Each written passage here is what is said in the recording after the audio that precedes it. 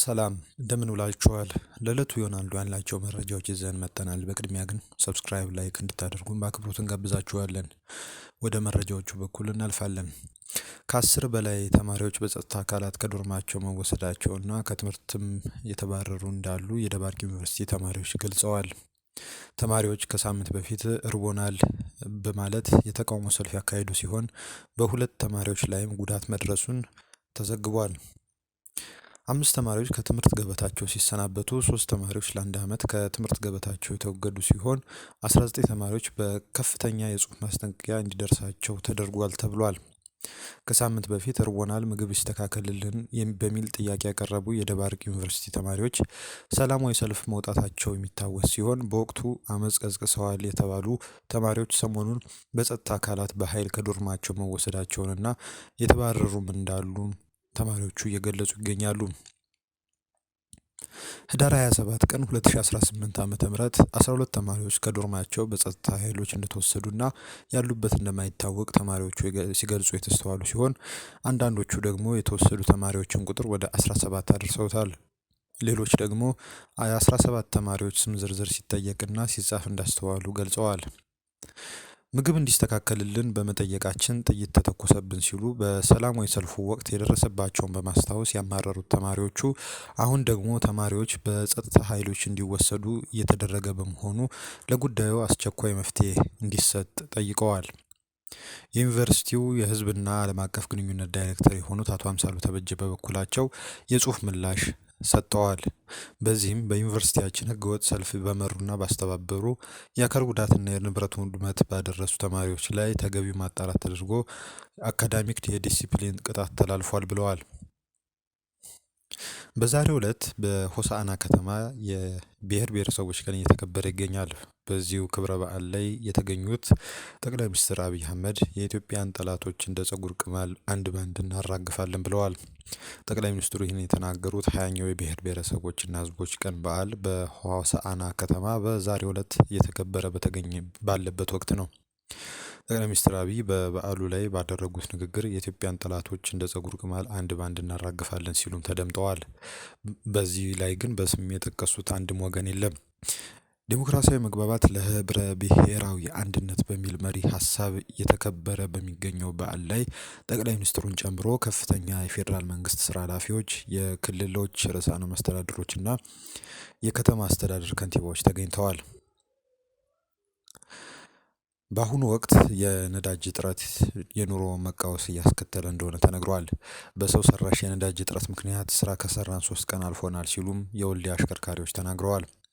አሽከርካሪዎቹ በአማራ ክልል ሰሜን ወሎ ዞን ወልዲያ ከተማ የሚገኙ ሲሆን በዚያም ከተማ የሚገኙ ነዳጅ ማደያዎች ነዳጅ የለም ካሉ ዛሬ 5ኛ ቀናቸውን ይዟል ሲሉ ተናግረዋል። እነዚሁ አሽከርካሪዎች ስራ ከሰራን 3 ቀን ሆኖናል ሲሉም አክለውም ተናግረዋል። ነዳጅ ይመጣል ብለን ሰልፍ ከያዝን 4 ቀን ሆኖናል ያሉ ሲሆን የነዳጅ ዋጋ ይጨምራል በሚል ነዳጅ በማከማቸት ነዳጅ እያለ ነዳጅ የለም የሚሉ ማደያዎች እንዳሉም ሰምተናል ሲሉ ተናግረዋል። ከዚህ በተጨማሪ አርባ ምንጭን ጨምሮ በሌሎች የክልል ከተሞችም ተመሳሳይ ሰው ሰራሽ የነዳጅ እጥረት እየታየ ነው ተብሏል።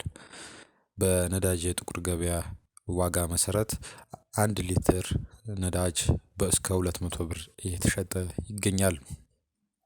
በአንዳንድ አካባቢዎች በ121 ብር ይሸጥ የነበረው ናፍጣ እስከ 200 ብር ድረስ እየተሸጠ እንደሚገኝ የታወቀ ሲሆን መንግስት የናፍጣ መሸጫ ዋጋ በሊትር 121 ብር ገደማ እንዲሸጥ ውሳኔ አስተላልፎ እየተንቀሳቀሰ ቢገኝም በተለይ በሲዳማ ክልል ከሀገረ ሰላም ወይ ደግሞ ሐዋሳ ዙሪያ ጀምሮ እስከ ዝዋይ ድረስ የአንድ ናፍጣ ዋጋ በከፍተኛ ደረጃ አሻቅቦ እስከ 200 ብር ድረስ በህገወጥ መንገድ የተሸጠ መሆኑ ተነግሯል።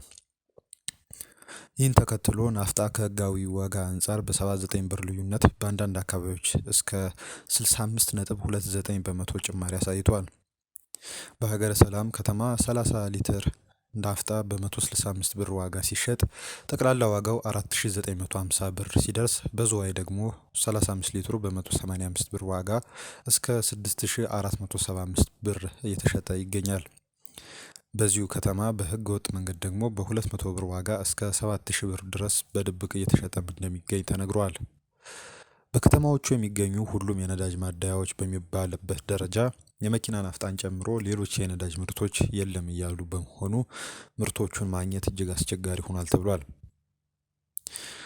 በዝዋይ ከተማ ከዚሁ የህገወጥ ሽያጭ ጋር ከተሰማሩ ሻጮች ለመረዳት እንደተቻለው ከሆነ የነዳጅ ምርቶች የጠፋበት ዋናው ምክንያት ምናልባት ጭማሪ ሊደረግ ይችላል በሚል ስጋት የነዳጅ ማደያዎች ምርቶችን በጀሪካን እየደበቁ በመቀጠልም ከትክክለኛው ዋጋ በላይ ከፍተኛ ጭማሪ በማድረግ ውስጥ ለውስጥ እየሸጡ በመሆናቸው ነው ተብሏል። የነዳጅ ማደያዎች ይህን የሚያደርጉበት በቅርቡ ይደረጋል ከተባለው የዋጋ ማሻሻያ ጋር ተደምሮ ትርፍ ለማግኘት እንደሆነ እነዚሁ ሻጮች አስረድተዋል።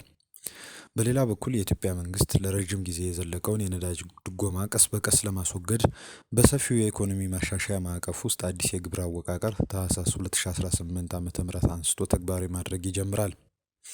የገንዘብ ሚኒስቴር ከ3 ወር ገደማ በፊት እንዳስታወቀው በነዳጅ ምርቶች ላይ የ30 በመቶ ግብርን ሙሉ በሙሉ ተግባራዊ ያደርጋል።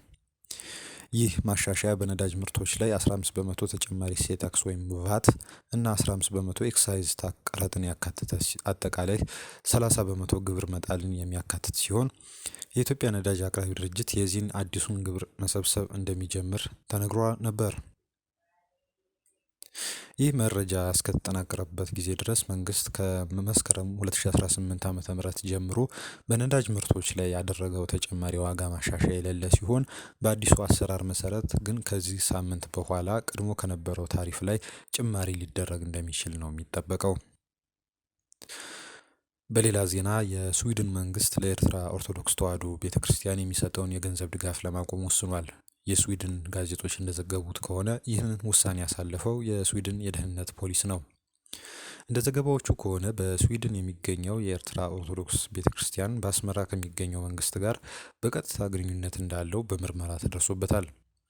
በምርመራው ቤተክርስቲያኑ በስዊድን በሚገኙ ኤርትራውያን ዲያስፖራዎች ላይ ጫና ሲያደርግ መቆየቱን የሚገልጽ መረጃ መገኘቱን የገለጹት ዘገባዎቹ በዚህም የኤርትራ መንግስት ተቃዋሚ በሆኑት ግለሰቦች ላይ የማስፈራራት የማዋከብና የመከታተል ስራዎችን እንደሚፈጽም አስታውቀዋል። በመሆኑም በቤተ ክርስቲያኑ ውስጥ የግለሰቦችን ነጻነትና መብት የሚጥሱ ድርጊቶች ፈጽሟል በማለት የሚደረግለት ድጋፍ እንዲቋረጥ ትዕዛዝ ተሰጥቷል። ድጋፉ የሚደረገው ስዊዲሽ ኤጀንሲ ፎር ስፖርት ቱ ሪሊጂየስ ኮሚኒቲስ ወይም ደግሞ ኤስኤስቲ በተሰኘው ተቋም አማካኝነት ነበር። በውሳኔው መሰረት ከሚቀጥለው ዓመት ጀምሮ በስዊድን ለሚገኘው የኤርትራ ኦርቶዶክስ ቤተክርስቲያን የሚደረገው የገንዘብ ድጋፍ ይቆማል። ድጋፉ 800,000 ክኖነር እንደነበረም ዘገባዎቹ አስታውቀዋል።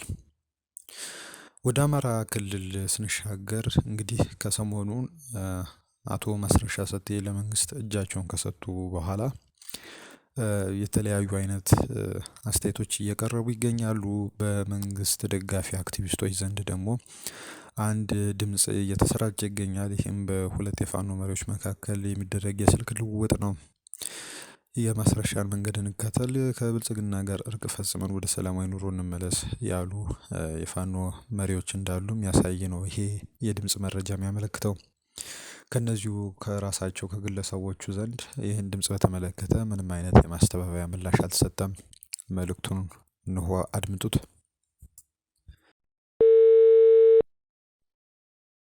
ሄሎ፣ እንዴት ነህ? ሰላም ናችሁ? ስብሰባ ላይ ነህ እንዴ? ኧረ አይደለም፣ እኔም ስብሰባ መጣ። ዛጎይ ነው እንዴ ያለህ አንተ? ኧረ እኔ ሳላይ ጉና ነኝ። ምን አዲስ አለ ሌላስ? እንደነ ማስረሻ ምናምን የሚል ሰው አለ እንዴ በሱ አካባቢ? ትናንትና ጋር ስብሰባ ነበርኩኝ በአካል እዛ በወለላ ባር ተገናኝተን አዲሱ ዋና ባንተ ቁምጋር። እሺ፣ እኛ ኮር የሚባለው ኦልሬዲ አሁን ፈርሷል፣ የለንም። እንደራደራለን። ብልጽግና ጋር እንታረቅና እንግባ። ይህን ደግሞ ገብርዬም አለበት፣ እጁ ባንቲቁም አለበት፣ እያሱም አለበት። የአማራ አንድነቱ ይምጣም ብልጽግና ጋር ጥሩ ቅርርብነት ሊኖረን ይገባል። ያው ማን ባንቲቁም ነገራሱ ደውሎልኝ ነበረ። እኛ ባለችን እንገባለን፣ ተሻም እናወያዩና እኛማ ይኸው ዝግጁ ነን። የቆየነው ያለነው ዝግጁ ነን ያለነው። ጥሩ በቃ ለማንኛውም ተከታተሉት። እሺ፣ ጥሩ በቃ ይዟችሁ እንግዳ። እሺ። የአፋር ህዝብ በፌዴራል መንግስት ተብዬው ስፖንሰርነት የተከፈተበት ወረራ እንዲቀለበስ እየሰራ እንገኛለን በማለት የአፋር ብሔራዊ አንድነት አብዮታዊ ግንባር ወይም ደግሞ ኡጉጉሞ ገለጸ። ኡጉጉሞ ባወጣው መግለጫ ባለፉት 1 ዓመታት አስደናቂና አመርቂ የመደራጀትና የማደራጀት ስራዎችን እየሰራ እንደሚገኝና አሁን ላይ ወደ ሙሉ ማጥቃት ለመሸጋገር ሙሉ ዝግጅቱን እያጠናቀቀ እንደሚገኝ በታላቅ ደስታ በተሞላ መግለጫው ላይ አመልክቷል። እንግዲህ መንግስትን ያለ ጦርነት ውሎ ማደር እንደማይችልና ሀገሪቱን የጦር ሜዳ እንዳደረጋት በነቀፋ መልኩ አንስቶ የኢትዮጵያ ህዝብን በኑሮ ውድነት፣ በሰላም እጦት፣ በሙስና፣ በሌብነት ከአቅም በላይ በሆነ የግብር ብዝበዛ፣ በእገታና በሌሎች ተግባራት የተሰቃየ ይገኛል በማለት ግንባሩ ወቀሳውን አቅርቧል። በአሁኑ ሰዓት እንግዲህ በየቦታው ጦርነት እየተካሄደ እንደሚገኝና በጦርነቱ ላይ የሚሳተፉ ወታደሮች አጽማቸው የት እንደወደቀ ሳይታወቅ የአሞራ ቀለብ እየሆነ ከመጣ ዓመታት መቆጠራቸውን አመልክቷል። በህዳር 28 ቀን 2018 ዓ.ም ባወጣው መግለጫ ይሄው ግንባር የተለያዩ የአቋም መግለጫዎችን አስፍሯል። በአንደኛ ደረጃ አሁን ላይ የአፋር ህዝብንና የአፋር መሬትን ቁማር በማስያዝ የጦር ሜዳ ለማድረግ እየሰራ ያለው የክልሉ አስተዳደርም ሆነ የፌዴራል መንግስት ያደረጋችሁት ያለው ነገር ትክክል አይደለም በማለት ወቀሳ ያቀረበው ግንባሩ የአፋር ህዝብም ሆነ መሬት ነጻ ሊወጣ ይገባል እያልን በተለይ በአፋር መሬት ውስጥ ያላችሁ ሀራ መሬት ወይም ነጻ መሬት በሚል የተደራጃችሁ የትግራይ የሰላም ኃይል ነን የምትሉ የአፋር ክልልንም በአስቸኳይ ለቃችሁ እንድትወጡ እናሳስባለን በማለት ማሳሰቢያውን ሰጥቷል። በዚህ ቀጥተኛ ተጎጂ የምትሆነው የአፋር ህዝብም እነዚህ ኃይሎች ክልሉን ለቀው እንዲወጡ ጫና እንድታደርግ እንጠይቃለን በማለት አመልክቷል። በሁለተኛ ደረጃ በሙስጠፌ መሐመድ ወይም በሶማሌ ክልል ርዕሰ መስተዳድር የሚመራው የኢሳ ኃይል አሁንም የወሰንና የድንበር ግጭት ባለባቸው አካባቢዎች በአፋር ህዝብ ላይ ተከታታይ የሆኑ ኢሰብአዊና ቁሳዊ ውድመት አሁንም ተጠናክሮ መቀጠሉን መግለጫው ላይ አመልክቷል። በቀጣይ በምርመራ የምናጋልጠው ሆኖ ዛሬም በኢሳ ኃይሎች ልጃገረዶችን ጨምሮ እናቶች እየተደፈሩና እየተገደሉ መሆኑን እየገለጽን የሚዲያ ኃይሎችና ዓለም አቀፍ የሰብአዊ መብት ተቋማትና ተሟጋቾች የጉዳዩን አሳሳቢነት በመረዳት ትኩረት እንዲሰጡ ማሳሰብ እንፈልጋለን ብሏል። በዚሁም ጋር ደግሞ የክልሉ መንግስት የአፋር ክልል ማለት ነው የአፋር ህዝብን ጥቅምና መብት የሚከራከሩ ምሁራንን፣ ወጣቶችን፣ የጸጥታ ተቋማት አመራሮችን ዛሬም እያሰደደ እያሰረና እየገደለ ይገኛል በማለት ነቀፌታውን አቅርቧል። ይሄው ግንባር ከዚህ ድርጊቱም እንዲታቀብ ለአንዴና ለመጨረሻ ጊዜ እያሳሰብን ምሁራን፣ ወጣቶች፣ የጸጥታ ኃይሎች በአጠቃላይ በክልሉ መንግስት የተሳደዳችሁ ያላችሁ የአፋር ልጆች ወደ ግንባሩ እንድትቀላቀሉ ጥሪ እናቀርባለን በማለት ጥሪውን አቅርቧል። እንግዲህ ህዳር 28 ቀን 2018 ዓመተ ምህረት የወጣው ይህ መግለጫ በሶማሌ ክልል መንግስት፣ በአፋር ክልል መንግስትና በፌዴራል መንግስቱ ላይ ጠንከር ያለ ትችት ያቀረበ ስለመሆኑ ነው የተመለከትነው መግለጫ ያመለከተው።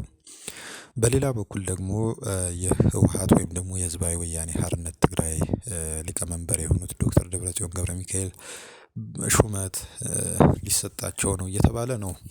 አንዳንድ መረጃ ምንጮች እንደሚያመለክቱት ከሆነ በዚህ ሳምንት በይፋ በሌተናል ጄኔራል ታደሰ ወረደ ስልጣን መነሳት ዙሪያ የተለያዩ እንቅስቃሴዎች እየተደረጉ መሆኑ ተነግሯል። ይኸውም እንቅስቃሴ ዶክተር ደብረጽዮንን ወደ መንበረ ስልጣኑ ለማምጣት የሚደረግ ጥረት አንዱ አካል ነው በማለት የተለያዩ የመረጃ ምንጮች እንግዲህ እያመለከቱ ይገኛሉ። እንግዲህ ባለፉት ሳምንታት ሐሙስን ጨምሮ ማለት ነው የህወሓት ዋና ጽህፈት ቤት በታጣቂዎች ተከቦ እንደነበር፣ ማለትም በአርሚ 31 ታጣቂዎች ተከቦ እንደነበር እና የደሞዝ ጥያቄም ሲቀርብ እንደነበር መስማታችን የሚዘነጋ አይደለም። ወደ መጨረሻ አካባቢ ደግሞ ህወሓት በዛሬው ዕለት ያወጣው መግለጫ አለ። ያው ሳምንታዊ መግለጫ ያወጣል ህወሓት። በዛሬው መግለጫ ደግሞ የዓለም አቀፉ ማህበረሰብ የፕሪቶሪያ ስምምነት ከማፍረስ ለማዳን መረባረብ ያለበት ወቅት አሁን ነው በማለት መግለጫ አውጥቷል። እንግዲህ ላለፉት 5 ዓመታት የኢትዮጵያ መንግስት በትግራይ ላይ የጄኖሳይድ ጦርነት አዋጅ አውጆ የትግራይን ህዝብ ለማጥፋት እየተንቀሳቀሰ ይገኛል በማለት እንግዲህ ህወሓት ክሱን አቅርቧል። እንግዲህ በአሁኑ ወቅት ከፕሪቶሪያ የሰላም ስምምነት መፈረምና ተኩስ ከመቆሙ ባሻገር አሁንም የትግራይን ህዝብ የማጥፋት እንቅስቃሴውን የፌዴራል መንግስቱ አጠናክሮ ቀጥሏል በማለት ወቀሳውን ያቀረበው ህወሓት 40 በመቶ የሚሆነው የትግራይ መሬት በዚሁ በፌዴራል መንግስት በተዋቀሩና በታጠቁ ኃይሎች ተወሮ እንደሚገኝና የተፈናቀሉ ወገኖችም የተሰደዱም ዜጎችም አለመመለሳቸውን በዚሁም ደግሞ በህመምና በረሃብ ምክንያት እየተሰቃዩ እንደሚገኙ እንግዲህ አመልክቷል። እንግዲህ እዚህ ጋር የሚያነሳው ነገር ደግሞ ክልሉን የፕሪቶሪያ ስምምነትን በግልጽ በመጣስ ወደ ዳግም ከበባ ውስጥ በመግባት አንጻራዊ ሰላም የነበረባቸውን አካባቢዎች በራሱ ባደረጃጀው ከሃዲዎችና የውስጥ አርበኞች አማካኝነት የሽብር እንቅስቃሴ ወደ መፈጸም ተሸጋግሮ ይገኛል በማለት የፌዴራል መንግስትን ከሷል። እንግዲህ የፌዴራል መንግስቱን ጸረ ሰላም እና ጸረ ህዝብ በማለት ፓርቲው የከሰሰ ሲሆን በአሁኑ ወቅት ይሄ ሁኔታ ይሄ ስምምነት የመፍረስ አደጋ እንዳንዣበበበትና ይህንም ለማዳን ደግሞ የዓለም አቀፉ ማህበረሰብ የራሱን ጥረት ማድረግ እንዳለበት እንግዲህ አመልክቷል። በአሁኑ ሰዓት እንግዲህ እየተደረጉ ያሉ የተለያዩ እንቅስቃሴዎች ወደ ሁለተኛ ዙር የደም አፋሳሽ ጦርነት ለመግባት አደጋ እየጋረጡ ወደሚገኙበት ሁኔታ እየተነሳ እንደሚገኝ ነው ያመለከተው። እንግዲህ በሰራዊት ውስጥ ልዩነትን በመፍጠር ማህበራዊ ሚዲያን ተጠቅሞ የደሞዝ ጥያቄም ሌሎችም ጥያቄዎችም እያነሱ የሚገኙ የትግራይ ኃይሎች አባላትን በማሰማራት እንቅስቃሴ እያደረገ ይገኛል። በአፋርም እና አዲስ አበባም እንግዲህ ተደራጅተው የተለያዩ እንቅስቃሴዎችን እያደረጉ ይገኛሉ። የተለያዩትም እንቅስቃሴዎችንም ደግሞ ከህዝባችን ጋር በመሆን እያከሸፍነው እንገኛለን ሲል ህወሓት አመልክቷል።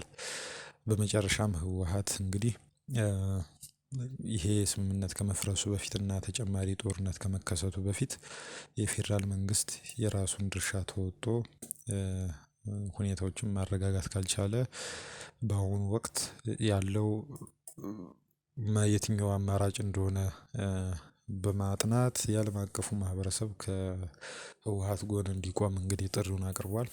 በዛሬው እለት ያወጣው መግለጫ ላይ ነው ይሄን ነገር ያነሳው። አድማጭ ተመልካቾቻችን ስለተከታተላችሁን በጣም እናመሰግናለን። ሰብስክራይብ አድርጉን። መልካም ቀን